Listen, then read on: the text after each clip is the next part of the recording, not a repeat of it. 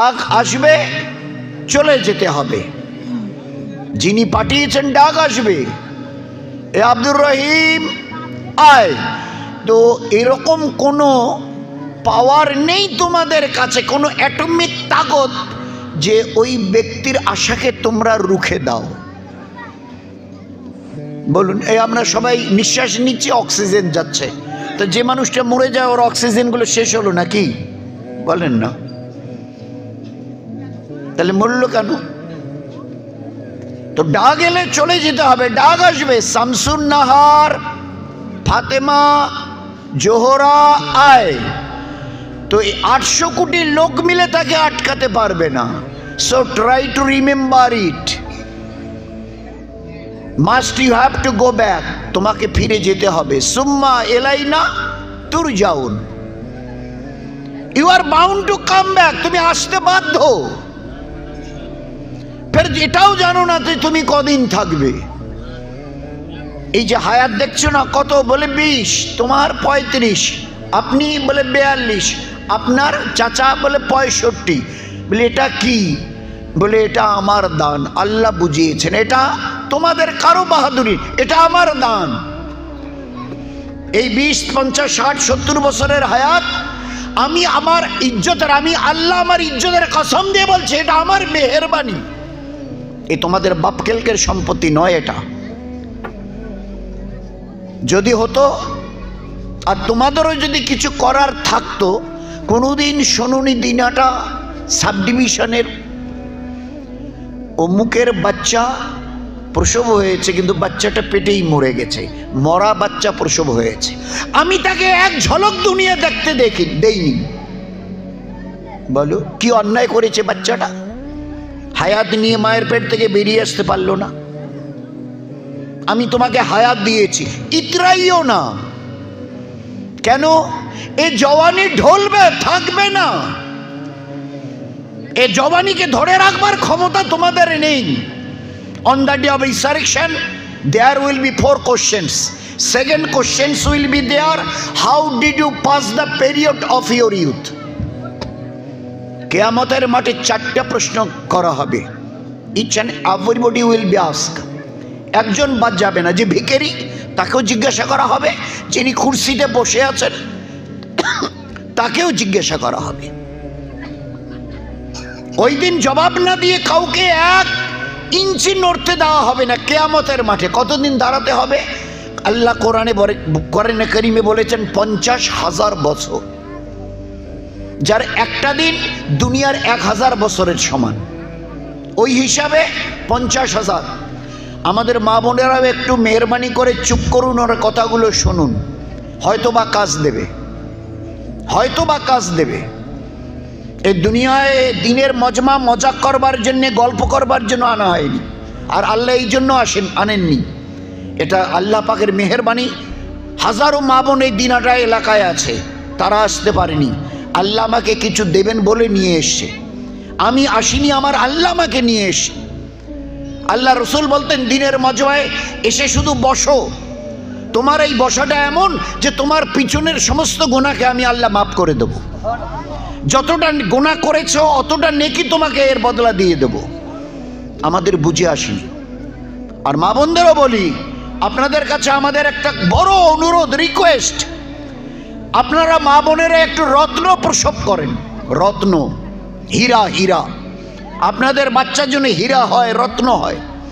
আর রত্ন আর হীরা প্রসবেনি মা আপনারা হন। আপনাদের দিল চায় না মা বোনদের? আল্লাহ 7 আসমান জমিনের বানানেওয়ালা, খালিক আর মালিক, নাম নিচ্ছে মেয়েদের আপনাদের।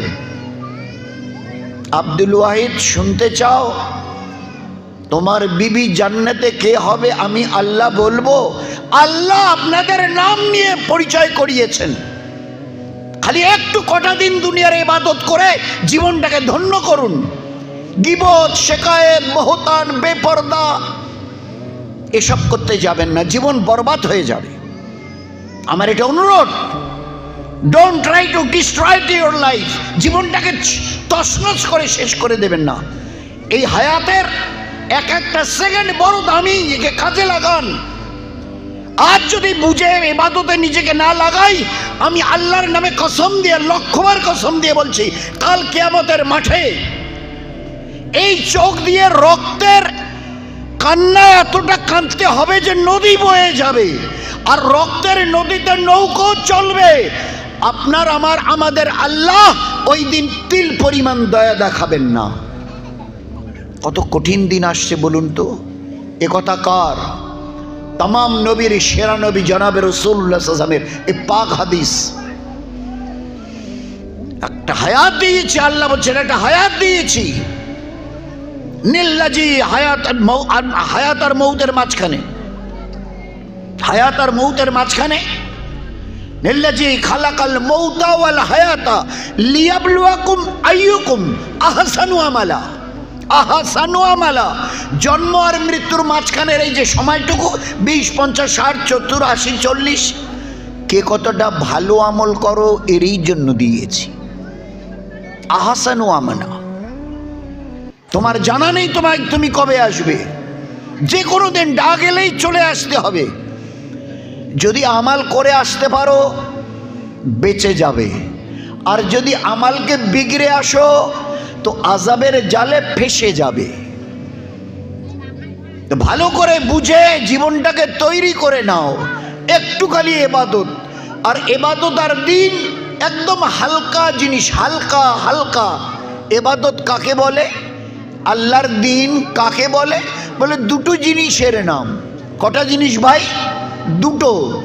আমি যা করতে বলেছি করো, ছাড়তে যা বলেছি ছাড়ো, হয়ে গেল দিন, জীবন ধন্য হয়ে যাবে। দুনিয়াতে এতটা শান্তি দেব, প্রতি মুহূর্তে মনে হবে এ আল্লাহ তোমার শুকরিয়া আদায় করে শেষ করতে পারবো না, মনে হচ্ছে আমরা দুনিয়ায় নেই, বোধহয় জান্নাতে আছি। আজ তো লাথি খেতে হচ্ছে, লাথি আমাদের এরপরেও বুঝে আসছে না। একটা প্রেজেন্ট পিকচার দিয়ে, একটা বাস্তব ছবি। হাইয়ালা সালা মাইকে এমন কোনো মসজিদ আর ওয়াক্তি নেই আমাদের কুচবিহারে যেখানে মাইকের 4টা চোং ছাড়া আজান হচ্ছে। মাইকে 4টা চোঙে এই মসজিদের আজান ওই গ্রামের লোক শুনছে। হাইয়ালা সালা, মসজিদ খালি আছে। কেউ বলনেওয়ালা আমার মসজিদে আজানের পরে শতকরা 70 জন, 80 জন, 90 জন নামাজে আসে। আমাদের হিসাব একদম নিট হিসাব বলছি, আমাদের ভারতবর্ষের, বাকি দেশগুলোর নাম নাই বা নিলাম, শতকরা এখনো 15 জন নামাজি হয়নি। জানেন খবর ভিতরের? জানেন খবর? পুরুষ মেয়ে ছেলে মিলে শতকরা আমরা 15 জন এখনো নামাজি হতে পারিনি। 85 জন নামাজের বাইরে, out of this selection, Islamic selection.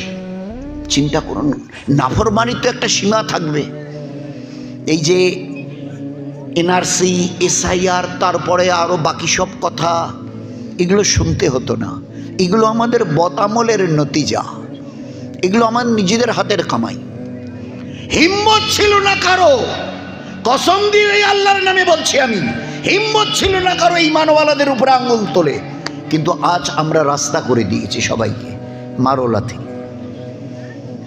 আমাদের বদামলের পরিণতি এগুলো। জীবনটাকে একটু ট্রাই টু রেক্টিফাই আওয়ারসেলভস, একটু জীবনটাকে শুধরাই। নয়তো দোস্ত আমাদের, নয়তো এই যে লোক বলছেন আমাদের মুসলমানের জবানে কারো সমালোচনা নেই। সমালোচনা হারাম, ভালো করে শুনি, সমালোচনা হারাম, সমালোচনা ফরজ, ফরজে আইন। কেমন হলো? দুটো opposite, just the opposite announcement. সমালোচনা হারাম, কঠোরভাবে নিষিদ্ধ। সমালোচনা ফরজ, ফরজে আইন। কেমন? সহজ উত্তর, আত্মসমালোচনা করা, আত্মসমালোচনা।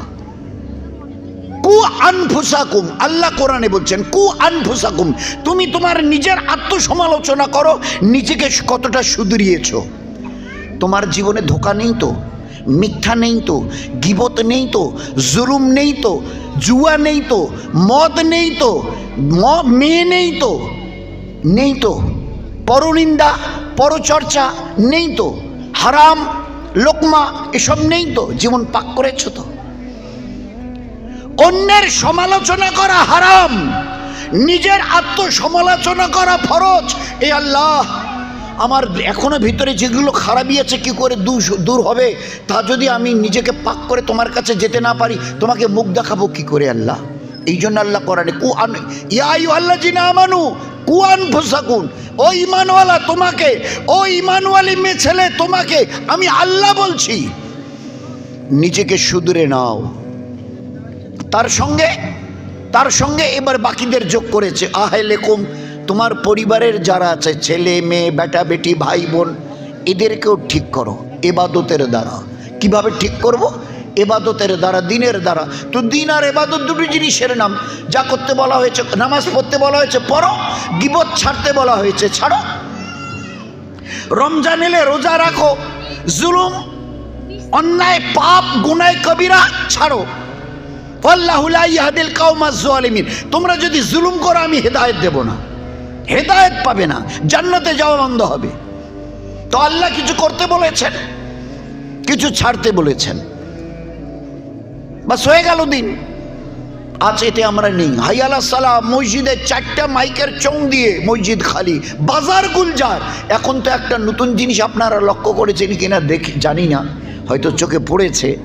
এখন আর বাজারে সে ঈদের কেনাকাটাই হোক আর এমনি কেনাকাটা হোক, এখন আর আমরা বেটা ছেলেগুলো খুব একটা বাজারে যাই না। যদি ভুল হয় তো আমাকে শুধরাবেন, বলে না আপনি এটা বানিয়ে বলছেন। আমি নিজের চোখে যেটা যা দেখে বলছি, নিজের চোখে যা দেখেছি সেইটাই বলছি। এখন আর পুরুষরা একটু বাজারে আমরা কম যাই, যার জন্য ওরা এখন বাজারে ব্যাগ নিলে চলে গেল। আমি বাজারে গেলাম, তোমরা পারবে না, তুমি তো বাড়িতে বাচ্চাটা দেখো, আমি বাজারে যাচ্ছি। এখন অটো টোটোর তো অভাবেই নেই, চলে যাচ্ছি। কে ইজাজতটা দিল বলুন না? পর্দা বলে কোনো জিনিসই নেই। বই একটু আগে আমাদের ওই হাফেজ সাহেব, অন্ধ হাফেজ সাহেব, ওই ব্যাপারে একটু বলছিল, পর্দার ব্যাপারটা নেই বলুন না। আচ্ছা, পর্দা মানে ঢেকে রাখা। আচ্ছা, ঢেকে রাখাটা ভালো। ওহো, তো আপনাকে যদি আপনার বাপ 2 ভরি সোনার ভরি 2 ভরি সোনার ভরি দেয়, জিনিস দেয়, সবাইকে দেখাবেন, 10,000 টাকা দেয়, সবাইকে দেখাবেন, তখন তো বলবেন না ভালো করে রেখে দাও। দুনিয়াতে বদমাইশ লোকের অভাব নেই, চোর ডাকাতের অভাব নেই। আপনার শরীরটার মূল্য জানেন আপনি কত? 5 ভরি সোনা, 10,000 টাকা, 20,000 টাকার মূল্য বুঝলেন, আপনার শরীরটার মূল্য কত আপনি বুঝেছেন কি? কত দামি শরীর আল্লাহ আপনাকে দিয়েছে। আমি মজাক করার জন্য বলছি না, একটা ভালো করে বুঝবার জন্য। অনেক সময় দেখবেন বাসে ভিড়ের মধ্যে একটা মেয়ে ছেলেও দাঁড়িয়ে আছে জায়গায় পানি, একটা পুরুষরাও দাঁড়িয়ে আছে 2-3 জন, হাত ধরে উপরের হ্যান্ডেলটা একটু কায়দা করে আস্তে আস্তে যদি হাতটা এনে কোনো রকমভাবে মেয়েটার হাতে একটু ঠেকানো যায়, খালি একটু টাচ, মনে হয় পুরুষরা মনে করে জীবনটা বোধহয় ধন্য হয়ে গেল। একটু কোনো সময় যদি মুখরো মেয়ে ছেলে থাকে তো বলে আপনি দেখা পাচ্ছেন না, হাটে দিকে নিয়ে আসছেন কেন, হাটটা সরাতে পারছেন না। কোনো এরকম মুখরা মেয়ে ছেলে থাকলে বলে দিয়ে দেয় মুখের উপরে। আপনারা জানেন আপনাদের শরীরটার মূল্য কত? ওই জন্য আল্লাহ ঢাকতে বলেছিল। বলুন না, আপনাদের দিনটায় কোনো লোক যদি কলা ছিলে নিয়ে বাজারে বেচতে যায়, ও কলা কেউ কিনবে? কলা যদি কেউ ছিলে নিয়ে বাজারে বেচতে যায়, এক কথায় বলে দেবে তুমি এটাকে ছিলে এনেছো কেন, এতে ধুলোবালি পড়েনি, মাছি টেছি এটা ওটা পোকাটা কিছু পড়েনি, এতে ধুলোবালি পড়েনি কেন? তো আজকের আমাদের কুচবিহারে বলুন, দিনাটায় বলুন, পশ্চিমবঙ্গে মেয়েদের বিয়ে দিতে গেলে আজকের এখন আর 2-4 লক্ষ টাকা হয়ই না, 5-10 লাখ ছাড়া। বাইকের কথা তো আলোচনাই নেই, ওগুলো দিতেই হবে। বাকি ঘর সাজানো অমুক তমুক। যান না আরবে, মক্কায় মদিনায়, মেয়ের বাপের 5 টাকা নেই, ছেলের বাপ আপনি আমার ঘরের মেয়ে নিয়ে যাবেন তো, এই আমার ঘরের মেয়ে বাচ্চার খেলনা না, ওকে আমি বাইরে সবাইকে দেখাইনি, কোনো বদলোকের নজরে তাকে আমি পড়তে দেইনি। যেমন কলা ছিলেন যদি নিয়ে যাওয়া হয় তো সব ধুলোবালি পড়ে, পোকামাকড় মাছি টেছি পড়ে। তো আমার মেয়ের মুখের কাপড় এই 6-8-9 পরে আমি কাউকে আর মুখ দেখতে দেইনি, বড় যত্নে প্রতিপালিত করেছি। সুতরাং নিয়ে যেতে চাইছো, যা খরচা তোমাকে দিতে হবে। তো ছেলের বাপের টোটাল খরচ, মেয়ে বাপের কোনো খরচাই নেই। পুরো মক্কা মদিনায় আমরা ভালো করে যাচাই করে দেখেছি, Makkah Medina, Abu Dhabi, Qatar, Dubai. যে ভাই আপনাদের কি সিস্টেম, বলে হ্যাঁ this is the system in our Saudi Arab. আমাদের এখানে উল্টা, মেয়ের বাপ মাথা চুল করছে, কেন ভাই মুখটা তো এরকম কোনটা, মেয়েটার বিয়ে দেবো 8-10-15 লক্ষ টাকা মতো খরচা হবে দেখছি, এর নিচে হবে না। ওই জন্যে কারণ যেভাবে তাকে তৈরি করার কথা ছিল আমরা করতে পারিনি, যার জন্য আজকের এই অবস্থা নয়, দুরবস্থা চলছে একটা।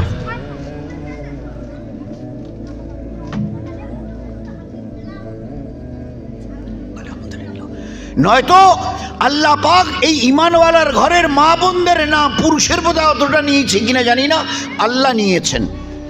আব্দুল ওয়াহিদ কি জিজ্ঞাসা করছো? এ আল্লাহ, আমার জান্নাতে বিবি কে হবে? প্রথমে একটু আল্লাহ নারাজ, মানে একটু অরাজি ছিলেন, কিন্তু আল্লাহর বান্দার ব্যাপারটা না, এ বড় সাংঘাতিক।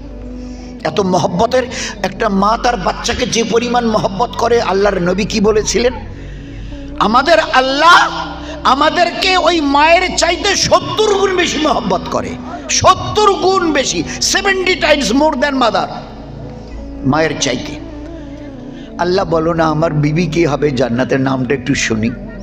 থাক, বলে না আল্লাহ বলো। তা কি আর করে, এখন বান্দার আবদার বলে দিচ্ছে। আব্দুল ওয়াহিদ, জান্নাতে তোমার বিবি হবে মাইমুনা, নামটা মনে রাখেন, আমাদের মা বোনেরাও শুনে রাখি। আর আমার এই জন্যে বলা, আমাদের বড় দিল চায় আপনারা একটু যদি চেষ্টা করেন। আল্লাহ সাত আসমান জমিনের বানানেওয়ালা আল্লাহ আপনাদের মেয়েদের নাম নিচ্ছে জান্নাতি বলে দিয়েছে মাইমুনা। এ আল্লাহর বাড়ি কোথায়, কি আর করে, বলে দিয়েছে কুফা। আপনাদের দিনাটা বউবাজার আটিয়ে বাড়ি, তো বলে দিয়েছে কুফা। সকালবেলা উঠে ও কোরআনের তেলাবাত, তসবিহ, ইশরাক যা যা ছিল আব্দুল ওয়াহিদের শেষ করে কুফায় চলে গেছে। ওই জায়গায় লোককে জিজ্ঞাসা করছে কুফায় গিয়ে, ভাই আপনাদের এখানে মাইমুনা বলে কোনো মেয়ে ছেলে আছে? বলে হ্যাঁ আছে।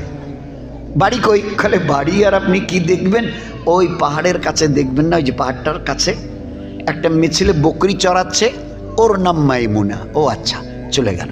গিয়ে দেখে ও একটা কাপড় মুড়ি দিয়ে খুলে দিয়ে নয়, মুড়ি দিয়ে নামাজে দাঁড়িয়ে আছে, আর ওর বকরি কিছু ওইখানে ঘাস খাচ্ছে, চুপচাপ বসে আছে পিছনে। যখন ও সালাম ফিরিয়েছে, তো আব্দুল ওয়াহিদ এবারে পিছনে বসা ছিল, এবারে মাইমুনা টের পেয়েছে যে কোনো লোকের গলা হবে, তো আস্তে করে ঘাড় ফিরিয়েছে।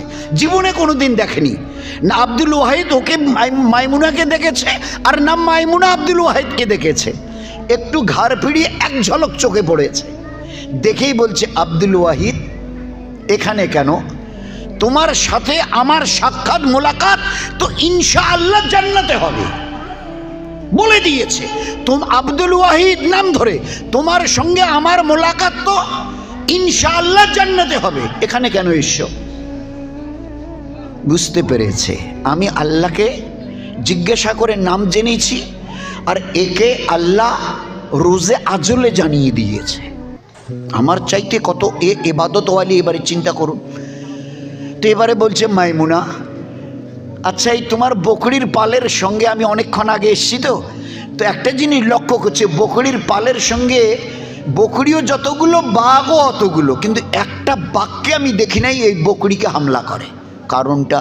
বলছে আব্দুল ওয়াহিদ এইসব অহেতুক কথা বলে সময় নষ্ট করো না, যাও যাও আল্লাহর ইবাদত করো, আল্লাহ হায়াতের এক একটা সেকেন্ড দিয়েছে, একে কাজে লাগাও, যাও যাও যাও, এসব আজে বাজে কথা বলে সময় নষ্ট করো না। বলে না মাইমুনা বাস তুমি উত্তরটা দিলেই আমি চলে যাব, কারণ এতগুলো বাঘ আর ওই এতগুলো বকরি, এতক্ষণে এই যে বাঘের সাইজ, এই বকরিকে এতক্ষণে মানে সব হজম করার কথা ছিল, কিন্তু একটা বাঘকে দেখিনি বকরিকে মানে ওইভাবে লোকমা বানাতে।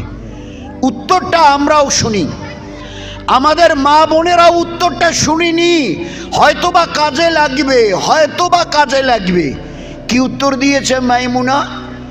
আব্দুল ওয়াহিদ আমি আমার ইবাদতের দ্বারা, নামাজ, রোজা, তসবিহ, তেলাওয়াত, পর্দা, পুশিদা, জবানের হেফাজত, গীবত, শেকায়েত, বহতান, চগল, এগুলোর থেকে নিজের জবানকে পাক রাখা, বাচ্চাদের তালিম, তরবিয়াত, এক কথায় আব্দুল ওয়াহিদ আমি আমার ইবাদতের দ্বারা আল্লাহর সঙ্গে সম্পর্ক ঠিক করে নিয়েছি। আমার আল্লাহ আমার বকরির সঙ্গে বাঘের সম্পর্ক ঠিক করে দিয়েছে।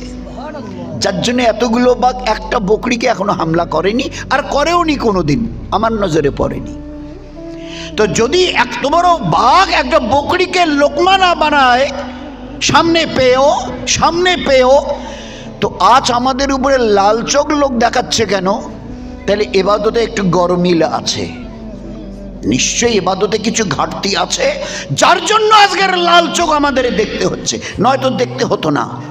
হ্যাঁ, আমি আর পরিষ্কার বাংলায়, একেবারে সহজ বাংলায় বলি, একটু নিজের গুনার উপরে তওবা করে সবাই আমরা একটু দুপোটা চোখের পানি ফেলে আল্লাহর দিকে ফিরে আসি। আল্লাহর জাতের আমি লক্ষবার কসম খেয়ে বলছি, চিউটি থেকে জিব্রাইল কুল মখলুক আমাদের গোলামি করতে বাধ্য হবে।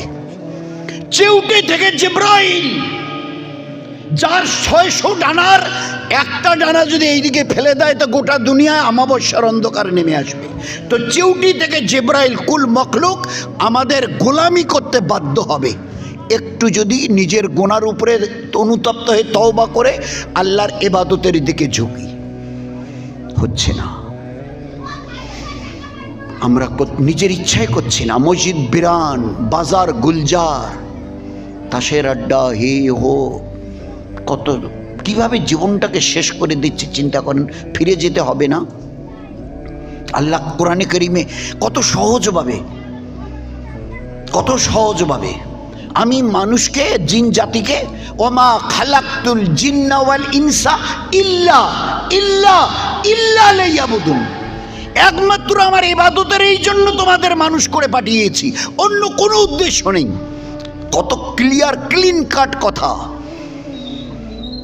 শুধু জাস্ট একটু বুঝবার চেষ্টা কর। আমি একমাত্র আমার ইবাদতের জন্যে। আমাদেরকে নাকি শুধু ইবাদত, আমরা কি ধরে নিয়েছি? নামাজ, রোজা, হজ, জাকাত, তসবিহ, তেলাওয়াত, মসজিদ, মাদ্রাসা, এগুলো ইবাদত। আমাদের খাওয়াটা, আমাদের ঘুমানোটা, আমাদের পেশাব পায়খানাটা, আমাদের হাঁটা চলাটা, আমাদের চুলচিরুনিটা, আমাদের হাত পায়ের নখ কাটাটা, আমাদের মুখের ছাপ ফেলাটা, এগুলো কি তাহলে? বলুন না, আমাকে একটা শব্দ খালি বলেন তো, এইটা আমাদের জন্য আল্লাহ ইবাদত করেনি? বলুন। আমাদের 24 ঘন্টার জন্ম থেকে মৃত্যু, আর প্রতিদিনের রাত 12 আর দিন 12, এই 24 ঘন্টার একটা কাজের কথা আমাকে বলুন, এই কাজটা আল্লাহ আমাদের ইবাদত করেনি? যদি এরকম থেকে থাকে তো আমাকে বলেন, তাহলে আমরা নাউজুবিল্লাহ আল্লাহকে বলবো, আল্লাহ আপনি মিথ্যা কথা বলেছেন। তিনি বলেছেন একমাত্র ইবাদতের জন্যে। আমার পায়ের নখ হাতের কাটা আছে, এটা উপরে দামি মুসাফা করি, এটা দিয়ে তো মুসাফা হয় না। তো আমার পায়ের নখ কাটাটা ইবাদত। নামাজ পড়লে, রমজানে রোজা রাখলে, কোরআন শরীফ তেলাওয়াত করলে যেভাবে ইবাদতের সব আল্লাহ দান, আমি আল্লাহর পেয়ারা বান্দা, পেয়ারি বান্দি, নবীর উম্মতিয়া, আমি যদি সুন্নত তরিকায় আমার পায়ের নখ কাটি, আমার আল্লাহ আমাকে ইবাদতের সব দিতে চেয়েছেন। আমার মুখের ছাপ ফেলা, ছাপ থুতু, এটা ইবাদত। নবীর সুন্নত তরিকায় ফেলতে শিখি, জানতে হবে না কিভাবে জীবনটাকে শেষ করছি। আল্লাহ তো বলে দিয়েছে। এ আমার পেয়ারা নবী বলে দাও, ইন কুনতুম তুহিব্বুন আল্লাহ, এরা যদি আমার সঙ্গে সম্পর্ক করতে চায়, আমার সঙ্গে মহব্বত করতে চায়, ইন কুনতুম তুহিব্বুন আল্লাহ, আমার সঙ্গে মহব্বত করতে চায়, আমার বান্দা, আমার বান্দি, ফাত্তাবিউনি, তোমাকে দেখে যেন চলে। এ আমার পেয়ারা নবী তোমাকে দেখে যেন চলে। তুমি কিভাবে কোন আমলটা কি করে করেছো এরা দেখে যেন সেইভাবে করে। ইহুবিবকুমুল্লাহ, যদি তোমার সুন্নত তরিকায় এরা চলে, আমি কথা দিলাম আমি এদেরকে মহব্বত করব। ওরা আমার সঙ্গে মহব্বত করতে চায়, তো আমি কথা দিচ্ছি ইহুবিবকুমুল্লাহ, আমি আল্লাহ ওদের মহব্বত করব। ইয়াগফির লাকুম যুনুবাকুম, আমি পিছনের জীবনের ওদের সমস্ত গুনাহ মাফ করে দেব। সুবহানাল্লাহ। শুধু যদি তোমাকে দেখে চলে। জুতোটা পায়ে আয়েশা, আল্লাহ রসুল তার নিজের বিবি, আমাদের মা, সবার মা, উম্মাহাতুল মুমিনিন, জিজ্ঞাসা করছে, আয়েশা জুতো কি করে পায়ে দিলে ইবাদত হয় তুমি শিখেছো? শিখেছি। আচ্ছা, কি করে জুতো খুললে ইবাদতের সওয়াব পাওয়া যায়? শিখেছি। আয়েশা, কখনো যদি জুতো হাতে করে নিয়ে কোথাও একটু নিয়ে যেতে হয়, তো কি করে নিয়ে যেতে হবে? নিয়ে গেলে, হাতে করে নিয়ে গেলে জুতো দুটো ইবাদত হবে, শিখেছ? আল্লাহ রসুল ওটা তো শেখা হয়নি। আল্লাহর নবী সাল্লাল্লাহু আলাইহি ওয়াসাল্লাম সঙ্গে সঙ্গে জুতো দুটো নিয়ে এই নিচটা আর কি, নিচের দিকটা একখানে করে একটু অল্প একটু ঝাড়া দিয়ে এবারে বললেন, আয়েশা এইভাবে ধরো, বাঁ হাত দিয়ে এইভাবে ধরো, এই দুটো আঙ্গুল এই দিকে, একটা আঙ্গুল এই দিকে ধরো, তুমি জুতো এইভাবে বাঁ হাতে এইভাবে ধরে যতক্ষণ নিয়ে যাবে অতক্ষণ আল্লাহ তোমাকে ইবাদতের সওয়াব দেবেন। বলুন বলুন, আমাদের জন্য পেশাব পায়খানা মলমূত্র ত্যাগ করা এটাও ইবাদত। কোন কাজটা আল্লাহ, আমাদের মা বোনেরা বাড়ি ঝাড়ু দেয় বলে ইবাদত, রান্না করে বলে ইবাদত, চুল চিরুনি করে বলে ইবাদত। জীবনের এমন কোনো কাজ নেই পায়ের নখ থেকে মাথার চুল পর্যন্ত চুল চিরুনি ইবাদত। আল্লাহর নবী একটা মেয়েকে ওরকম করতে দেখে বললেন, তুমি এরকম করিও না। কি করছিল? চুলগুলোকে, অনেক সময় দেখবেন মেয়েরা গোসলের পরে না, এই মাথার চুলগুলোকে এইভাবে উপরের দিকে উটের কুজের মতো করে এইভাবে পেঁচিয়ে দিয়ে রাখে। আল্লাহর নবী বলছে, খবরদার, এ আমার উম্মতের মা বোন, উটের কুজের মতো করে মাথার চুল মাথার উপরের দিকে বাঁধিও না, এটা কেয়ামতের আলামত। তুমি একটা দুইটা চারটে বেনি করে এই পাশে খোপা করো, পাশে খোপা করো, পিছনে খোপা করো, কোনো অসুবিধা নেই, কিন্তু মাথার চুলকে কখনো উটের কুজের মতো করে মাথার উপরে সিধা উপরে খাড়া করে ওইভাবে বেঁধে রাখিও না, এটা কেয়ামতের আলামত, এটা সুন্নতের খেলাফ। তো আমাদের জীবনের এমন কোনো কাজ নেই যে কাজটাকে আল্লাহ ইবাদত করেনি। দুর্ভাগ্য আমাদের, না জানার চেষ্টা করেছি না ওইভাবে চলেছি। বলুন তো, আল্লাহ নাম বলছে মাইমুনা, আল্লাহ সাত আসমান জমিনের বানানোওয়ালা। আল্লাহ রসুল কি করলেন? উনিও নাম বলছে। মসজিদে নববীতে সাহাবাদেরকে সামনে নিয়ে দিনের কথা বলছে, বলতে বলতে আল্লাহ রসুল বললেন, এ আমার সাথীরা জান্নাতি মেয়ে দেখবে, জান্নাতি মেয়ে ছেলে দেখবে, জান্নাতি মেয়ে ছেলে। আল্লাহ রসুল কই কই? বল, এই যে রাস্তা দিয়ে একটা মেয়ে ছেলে যাচ্ছে না, এ জান্নাতি। আল্লাহ রসুল কি নামের? বলে উম্মে আয়মান। কি নাম ভাই? কি নাম বললাম? মা বোনেরাও শুনুন, আল্লাহর নবী বলছে, ওই যে রাস্তা দিয়ে যাচ্ছে একটা মেয়ে, এই জান্নাতি। কি নাম? আল্লাহ রসুল বলছে এর মেয়ে ছেলেটার নাম উম্মে আয়মান রাদিয়াল্লাহু আনহা, উম্মে আয়মান। আচ্ছা, এ কি করে জান্নাতি হলো? আল্লাহ রসুল বলে, শুনবে? আচ্ছা একটা শোনাই। আল্লাহ রসুল বলে, একটা শোনাই। এই মক্কা মদিনার এই গরমে আল্লাহর জাহান্নামের আযাবের ভয়ে 365টা দিনের 5 দিন রোজা রাখা হারাম। 2 ঈদ আর বকরিদের পরে 3 দিন, 5 দিন রোজা রাখা হারাম। তো বাকি থাকলো কত ভাই? কত থাকলো বাকি? 360। বলছে এই 360টা দিন, রমজানের 30 দিন বাদ দিয়ে এই পুরো বছর রোজা রাখে আল্লাহর জাহান্নামের আযাবের ভয়ে। মৌতের আযাব, কবরের আযাব, কিয়ামতের আযাব, মিজানের আযাব, পুলসেরাতের আযাব, সর্বোপরি জাহান্নামের আযাবের ভয়ে এই ছেলেটি উম্মে আয়মান 360 দিন রোজা থাকে। এর যখন ইফতারির টাইম হয়, ইফতারির টাইমে আমরা এই কয়দিন আগে ইফতারি করেছি, ইফতারি সামনে নিয়ে ঘড়ি দেখে, আর কমে, আর 2 মিনিট, আর 1 মিনিট, আর এই বাস হয়ে গেল, এবার ইফতারি মুখে দাও, আল্লাহুম্মা সুমতু মুখ। এইবারে যখন ইফতারির টাইম হয় বলে, এ আল্লাহ, আমি এত হতভাগী, এতটা গরিব আমি, যে আমার কাছে একটা খেজুর পর্যন্ত নেই যে আমি মুখে দিয়ে ইফতার করব। এত অভাবী আমি, এত গরিব যে আমার কাছে সামান্য কোনো খানা নেই যে আমি মুখে দিয়ে ইফতার করি। ইফতারির টাইমে সে আল্লাহকে এ কথা বলল। আর যখন সে কথা বলে, তো সারা জাহানের কুল কায়নাতের খালিকার মালিক আল্লাহ এই উম্মে আয়মানের জন্য জান্নাত থেকে রশি লাগানো গামলায় তার জন্য খানা পাঠিয়ে দেয় জান্নাত থেকে। দেখতে দুধের মতো সাদা, আর মিষ্টি মধুর চাইতে বেশি, দুধের চাইতে বেশি সাদা আর মধুর চাইতে বেশি মিষ্টি।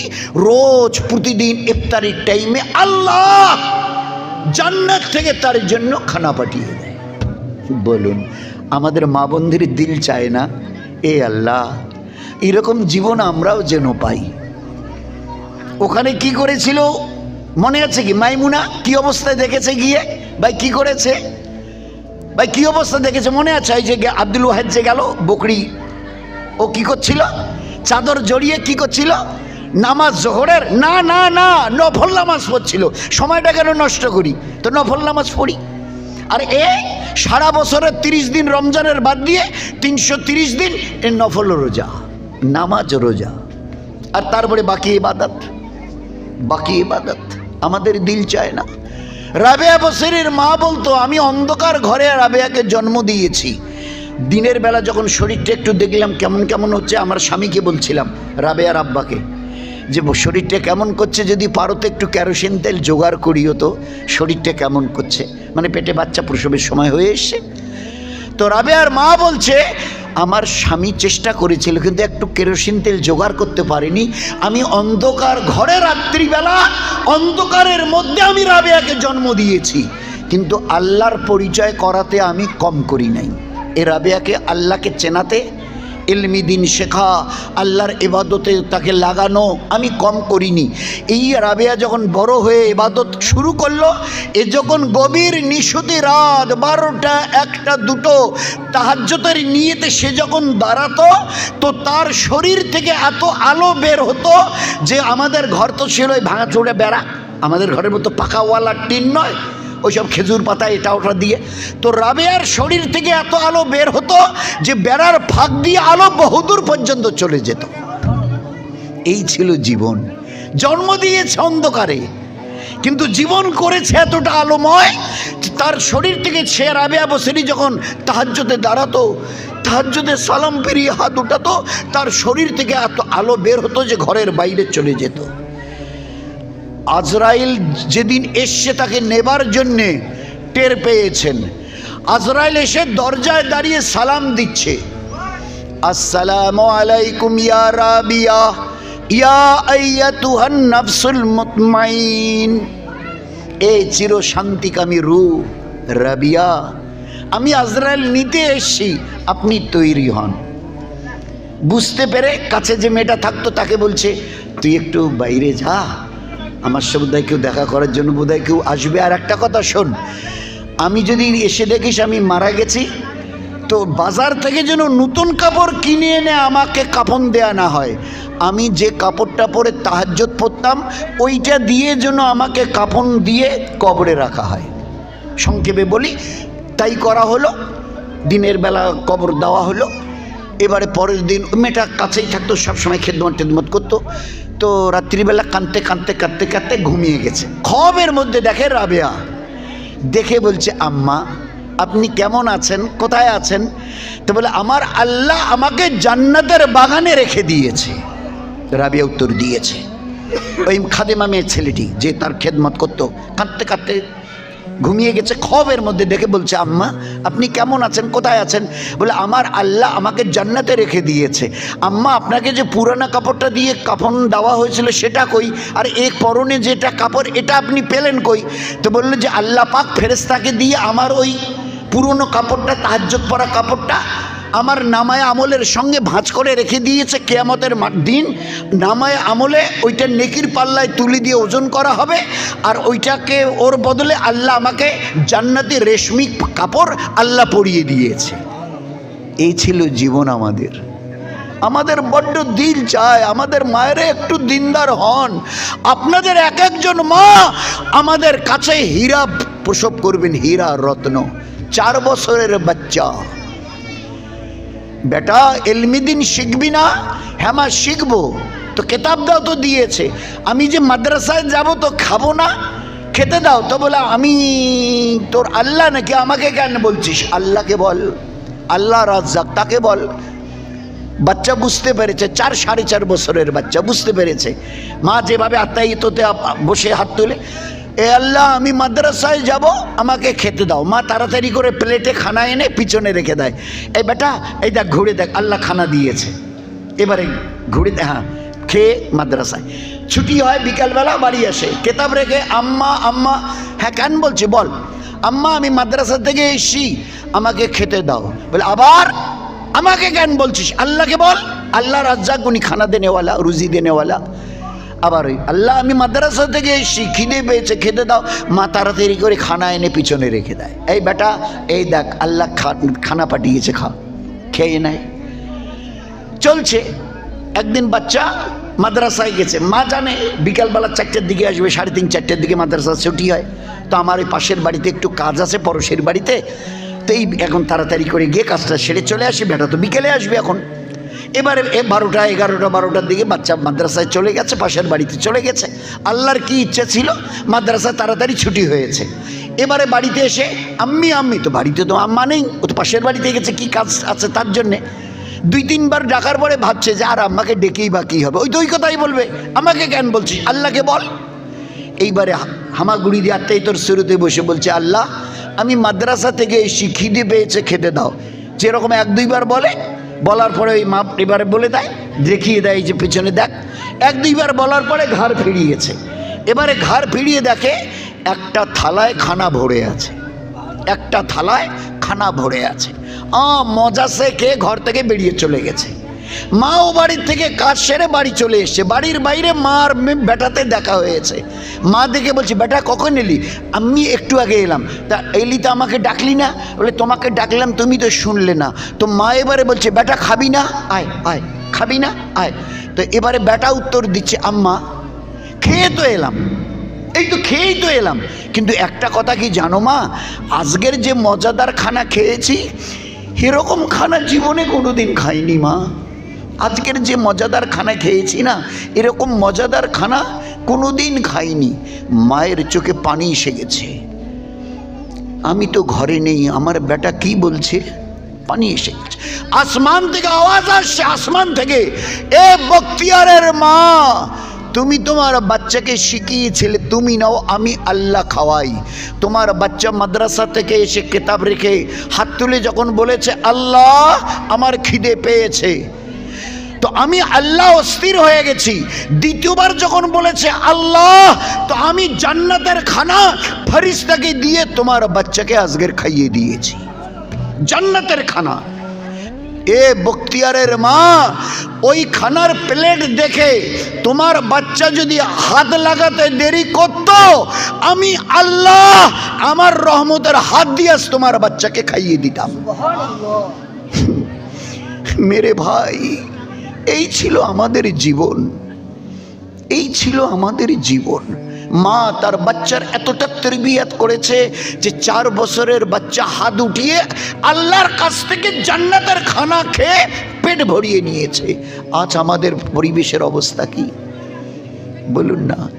আর এক মা বলছে, বেটা ইলমে দিন শেখাকে আল্লাহ ফরজ করেছে, না শেখা গুনাহে কবিরা, বড় গুনাহ। কিতাব নে মাদ্রাসায় যা। ওই নুরানি কায়দা মাদ্রাসায় গেছে, ওস্তাদ দেখে বুঝতে পেরেছে নতুন এসে, হাতে কায়দা বলছে, বল বিসমিল্লাহ আলিফ বা তা সা, আলিফ বেতেছে। এ বাচ্চা প্রথম দিন কায়দা হাতে বিসমিল্লাহির রহমানির রহিম বলার পরে আলিফ বেতেছে পড়ে নেই, 20 পারা কোরআন মুখস্থ শুনিয়ে দিয়েছে। 20 পারা। মায়েরা ভালো করে শুনি। ওস্তাদ জিজ্ঞাসা করছে, বেটা প্রথম দিন মাদ্রাসায় এলি, তা তুই 20 পারা কোরআন কোথায় শিখলি? তো বাচ্চা উত্তর দিচ্ছে, উস্তাদজি আমি যখন আমার মায়ের পেটে ছিলাম না, আমার মা প্রতিদিন এশার নামাজের পরে বিছানায় বসে 20-22 পারা কোরআন না পড়া পর্যন্ত বিছানায় শুইত না। আমার মা যখন বসে বসে বিছানায় পড়তো, আমি তখন তার পেটে ছিলাম। পেটে থাকা অবস্থায় মায়ের পড়া কোরআন আমি শুনে শুনে পেটেই মুখস্থ করে নিয়েছি। এ বাচ্চা হলো আব্দুল কাদের জেলানি রহমতুল্লাহ আলাইহ, আর আগের বাচ্চাটা হলো হজরতে বখতিয়ার কাকি রহমতুল্লাহ আলাইহ। এই ছিল আমাদের ইতিহাস। এরা কোনো সাহাবা নয়, নবী নয়, নবীর ঘরের কেচ্চা এগুলো নয়, সাহাবাদের নয়। এই ছিল। এই জন্য মেরে ভাই, আমাদের মা বোনেরা জীবনটাকে একটু নামাজের দ্বারা, তেলাওয়াতের দ্বারা, তাসবিহ দ্বারা